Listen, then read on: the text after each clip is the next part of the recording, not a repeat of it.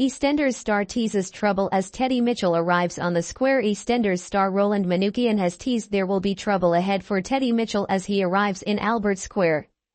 The character, the estranged son of Stevie Mitchell, will enter Walford next week, June 27, alongside sons Harry, Elijah Holloway, and Barney, Lewis Bridgman, as he seeks to reconnect with his family. Ahead of his debut, Manookian spoke about his character, teasing, "Teddy is an enigmatic character. He's a philosophical soul, and he's very shrewd in business. He has a very acute understanding of the needs of his family and being emotionally there for them as well as being a protector of them. Teddy is a good all-round character to play because he's a very strong-willed man. There's not many chinks in his armor, and he's a man who has charm, but he is also quite humble and he's got a very good way with people. I would say he's also a bit of a strategist and he's tried to instill these qualities and attributes in his children. It makes Teddy a very old-school, stoic man, but he's smart enough to be able to adapt."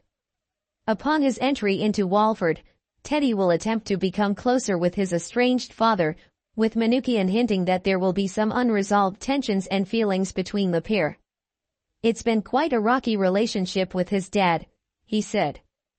"But as Teddy has got older, Stevie has naturally been very influential in his life as many fathers are, so they've had many renaissances of their relationships. I think they come and go in each other's lives when they need each other, but ultimately Teddy loves and respects his dad a great deal. Especially, now having children of his own, I think Teddy understands the sacrifices his dad has had to make. I think there is a little bit of ambiguity about what's happened to his dad. Stevie's whereabouts have been unknown up until now, and so he wants to find out what happened and what he's been up to in the time that he's been in Walford. Teddy knows this is probably the only lead that he's going to get because his father isn't going to tell him the truth. So, there's a motive of trying to get to the bottom of what's happened. Teddy won't have everything his own way, however, with the rest of the Mitchell family encountering him at the Vic. Billy and Phil are there to protect the youngest member of their clan," said Manookian. "They find out there's a mysterious man with their boy, so their motive is to find out exactly what is going on. Teddy is a little bit shocked by the impact and the thought of what's about to go down, but he does remain calm in the situation to get to the bottom of it. All I can say is there's going to be some fireworks. It catches him a little bit off guard, but because Teddy is such a strong family man, he will want to make it work. It's two bulls locking horns with those characters, and quite differently because I think they're at different ends of the spectrum of alpha males.